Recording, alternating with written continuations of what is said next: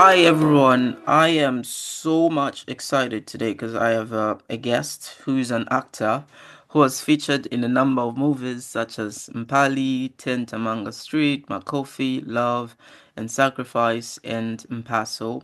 He is also an MC that has, like been to a number of weddings, and also uh, educational level, he is an economist by profession and also researcher. So if you are looking for somebody to help you write your research, uh, this guest is the one.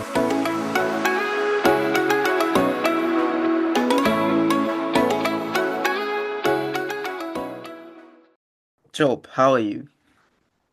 I'm all right. Thank you, Mr. Prosper. How are you doing?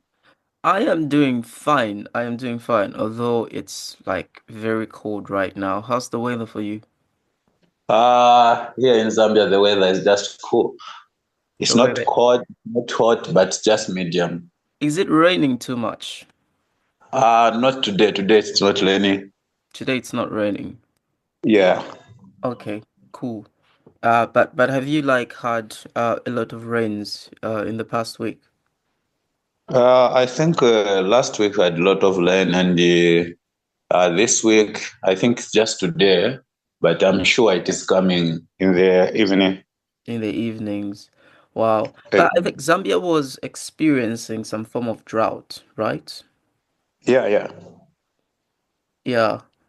And do you think this is could be like one of the reasons that led to the power crisis in the country?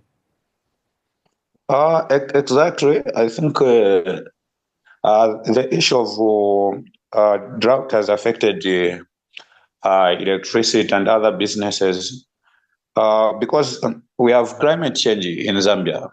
Hmm. So this climate change has caused us to have limited power because we don't have much water here in the rivers. So Hmm. it's quite tough for us to generate electricity as a country because we are depending on water for us to have electricity. Yeah. Yeah. Yeah, so it has been there actually to affect us in that way. Okay, cool. But just before we like turn back into this conversation, maybe refer to what's happening in Zambia. Uh, I just wanted to find out something. You being somebody that has been trying in this industry of movies and the like. I know you having to like feature in platforms such as Mpali, it took like a lot of hard work, right? And Yeah, I've actually seen some of your work and it's really good. Um, but I wanted to find out what are some of the things that you see in the music I mean in the movie industry that you feel like are unfair, especially to uh someone that is looking up to you right now and say, "Oh yeah, I would love to like have a platform like Job Mwale." okay. I Some of the think we have one. challenges that you see, that enable the the younger ones not to like uh, to feel discouraged along the way. I'm sure you had a lot of times where you felt discouraged by the whole journey and the whole issue. Is it an industry of who you know? Yeah, exactly. So we have a number of challenges in movie industry, and these challenges they have affected us a lot. Actually, we are not supposed to be at the level where we are today. We are supposed to be at a higher level. So, number of them is one of them is uh, a platform. Actually, we don't have much platform like this one. The way we are doing this interview, we don't have this opportunity actually. So everyone is just concentrating on big artists. So nobody's paying attention to somebody who is starting the career, who is starting their journey. So they don't have that platform. So I feel like this one is also affecting us because we are not able to look at those who are starting the journey to help them. Another thing is the matter of being recognized. When you're doing something where everyone expects to be recognized, you try to do this, you expect to be recognized, people to see you, okay, this one is trying, let's take him to this, let's help him to this. So the industry is much of, let me say, connection. So when you're not connected, you can't succeed unless they have seen your work from somebody else and somebody else recommended you. So if you are not connected, it's quite tough to succeed in the film industry. So Yeah, you might be a hard-working guy, you might be good, talented, but connection as well matters. yeah, you're right. I think I remember like clearly so well. I did have some friends, and I do know some people who are like very good, like when it comes to singing, but uh, the industry in Zambia is just so hard, like to penetrate, to like enter, so that you can, because you'd find that you are a young artist, maybe you're so much interested in movies or drama, but in order for you to like reach the bigger platforms, you'd find that the people who are above you don't want to give you that opportunity. Even if like you reach out to them like in their inbox on Facebook and go like, oh yeah, I have this and that and that and that, and I want you to help me out with. Is it fine if I can do a project with you? You'd find that their messages would be seen, but they would not be uh, responded to. It's more like uh, because I feel like in the Zambian industry, you can only have a new person after maybe 5 to 10 years. That's when you're going to have like a new person have a platform. I'll just give an example. Like for example, in music, the people that we were listening to 10 or 15 years ago are the same people that are like wide in the industry again. Exactly. Exactly. So you'd find that uh every after 5 years you're going to have a new person come in, but still the same. In that 5 years, there's still a lot of people that are trying. So it's more like a um more like out of a million or 1,000 people trying to like penetrate the industry in some way, only one or two people actually make it, and that actually tells you how hard it is to enter uh, the entertainment industry in Zambia. Exactly. Yeah. So, what would be some of your what would you encourage a young person that is about to try something that you're doing today? Okay. One thing I've learned is that Or in or life, or simply like the question is, what would you tell your younger self, that younger self that was trying to like get exactly. into these platforms? Okay. Okay. Yeah. So one thing I've learned in life is uh, in everything you are doing, there will be an obstacle. So you are going to be blocked. But that doesn't mean that you can't succeed. No. So what I can tell the others who are planning to join this industry or they are in it but they are failing to go on top is they should keep on trying, keep on pushing, and sometimes be humble and market yourself. You can sometimes I can't go in someone's inbox and start telling them, no, I do this and this and this. No, sometimes just create a platform for yourself. Nowadays we have a number of application where you can market yourself. Let's say TikTok, you can go there, Instagram, Facebook, just keep on posting your projects there. Some people, they will see your project and recognize you. So it's to keep on trying, don't give up. I know these people, to be a celebrity is something tough. because you have a lot of people who want the connection from you, and you have a lot of people who inbox you different things they are looking for. So if you concentrate on them, then you feel like I think the industry is not for you, because they won't attend to you because they have a lot of things. They have family issues as well and other things. So the best you can do is to create your own channel, to create your own platform so that you start growing. It when time comes, everything starts moving well, and people they will recognize you. It is like by force, you know. When your time comes, it is like by force. It's just you to be exposed. So you might be blocked today, but it doesn't mean that you can't go far. You can't succeed. You will. You just have to fight hard. You just have to make sure that you push yourself forward. It is Hmm. hard, but when it is hard, it doesn't mean that we can't succeed. Yes. So that's what I can tell them, to keep on trying. Yeah, It will be okay. just to like keep on trying and trying. Yeah, that is right. And cause uh the more you try, I think the more chances you have of being noticed by by someone. So Exactly. exactly, just to like move on again.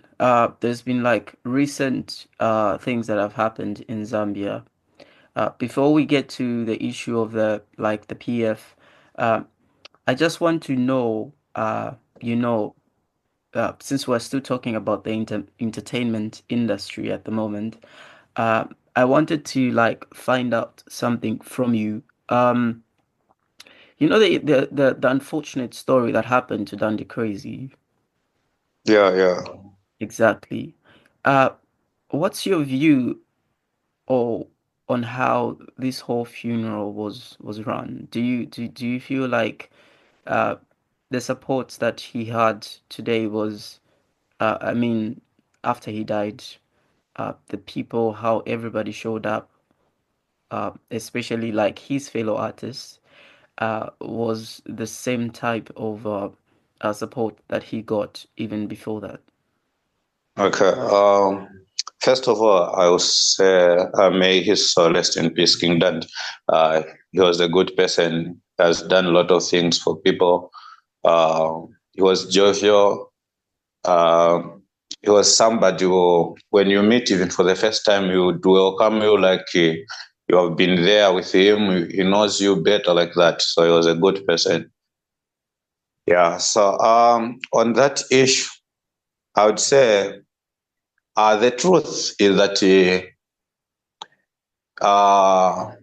he is no more, and that support he is getting right now or during the funeral, it was bigger than the way it was the time he was alive.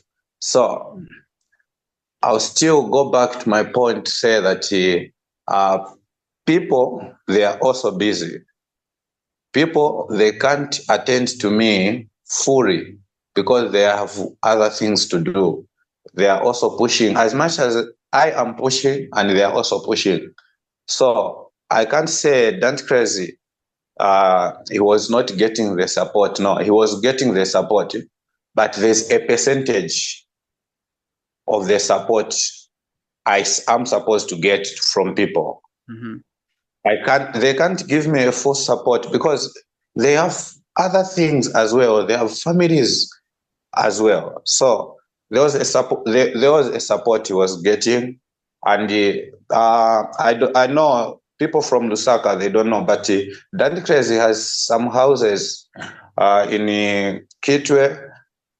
He has built some houses in Kitwe, and he was doing well. Do you know if artists are able to they're able to pay uh taxes? Do you know if they have pensions after they retire? What's the question?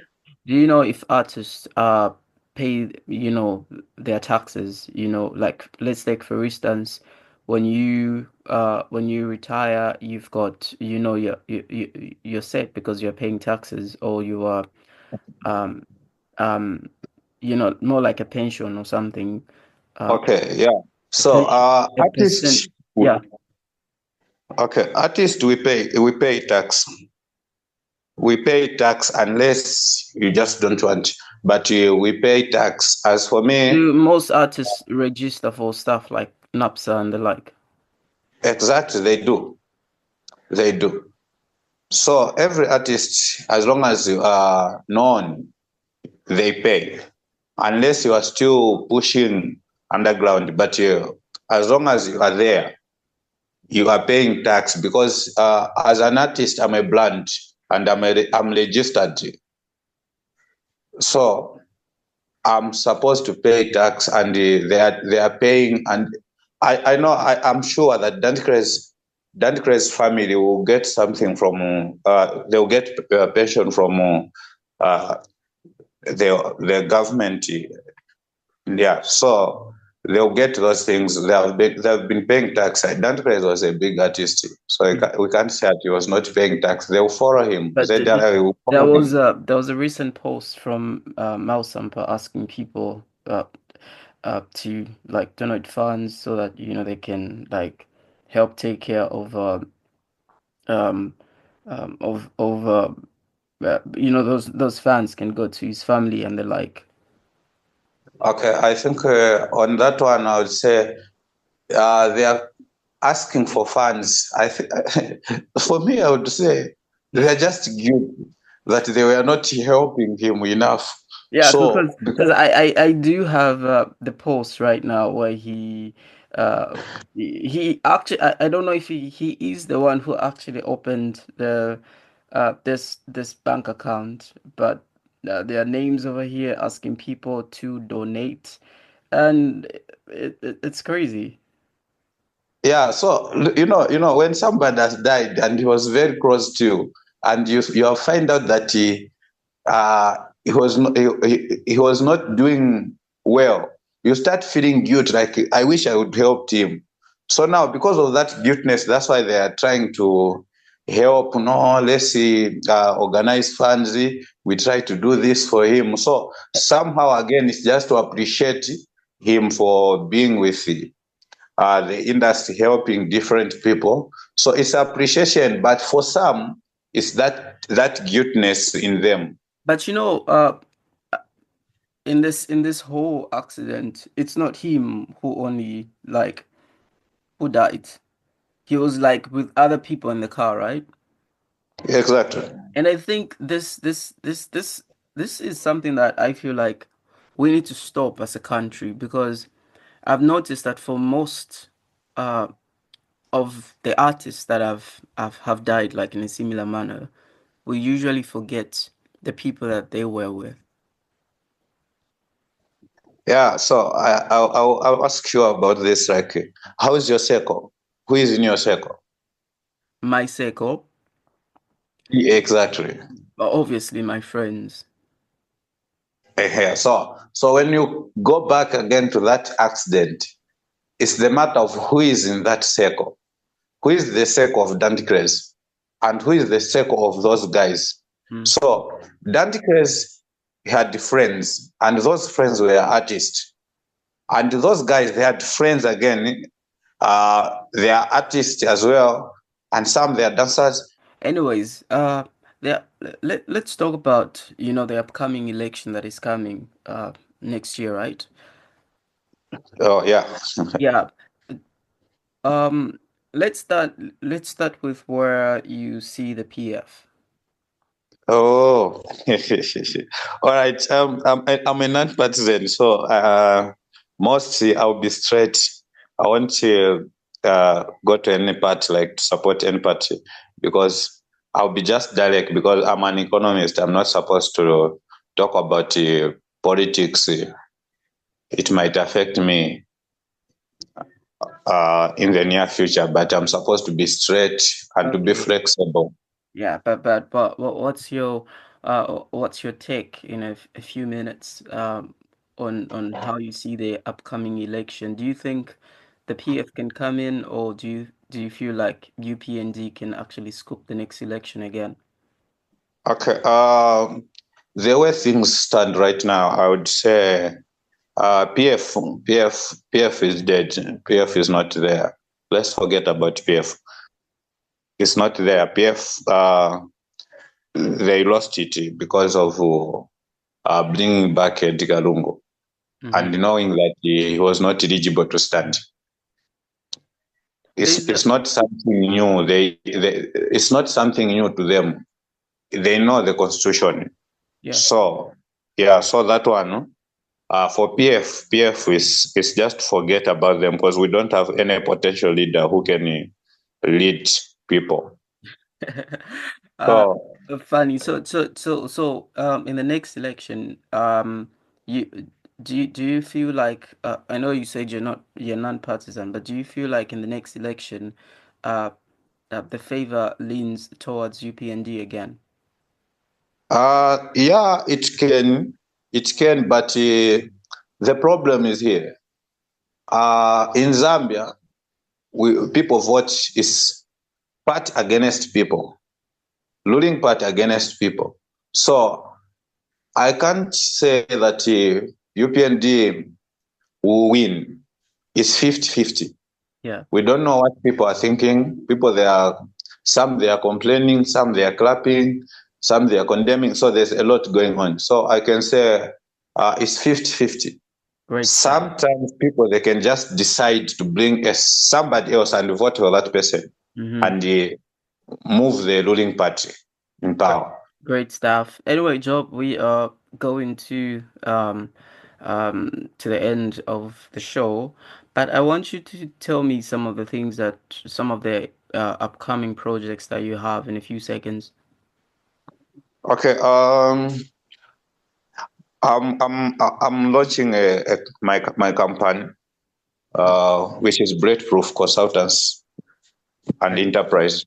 Great stuff. So I'm launching it soon. I haven't reached the date yet. I'm still organizing some things, and I'm having a talent show this year before June. Yeah, I'll be the host of that talent show, and we are planning to have Matelo Awards. I'm a Matelo boy, so we want to have Matelo Awards. We will be having it soon. I'm the host, and I'm working on a movie called "Are the Dead Really Dead?" So the title is "Are the Dead Really Dead?" This movie, I want to know how people think about the dead. Okay. Yeah, so the movie is much interesting and it's really confusing. I know when you watch it, a lot of the time people they watch it, they will get more confused and having a lot of questions like, what does it mean to be dead, or what was the writer thinking to write about this, all those angles. Okay. Yeah.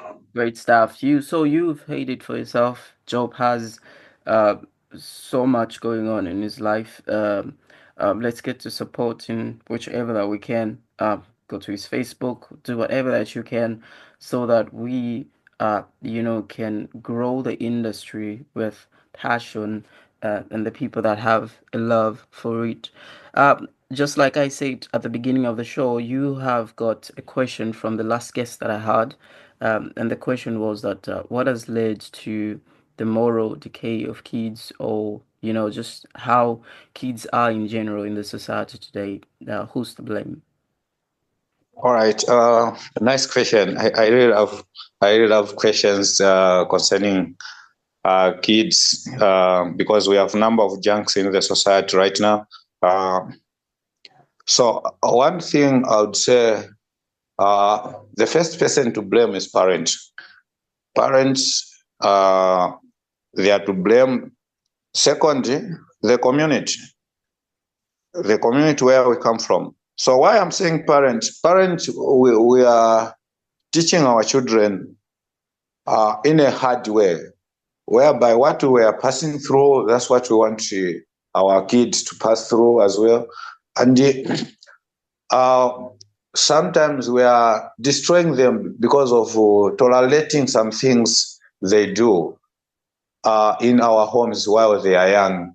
So you do find this parent is allowing kids to watch movies of junks or robberies or different things. So I'm a Sunday school teacher, by the way. So there was a time I asked some children, I was like, what do you want to be when you grow up?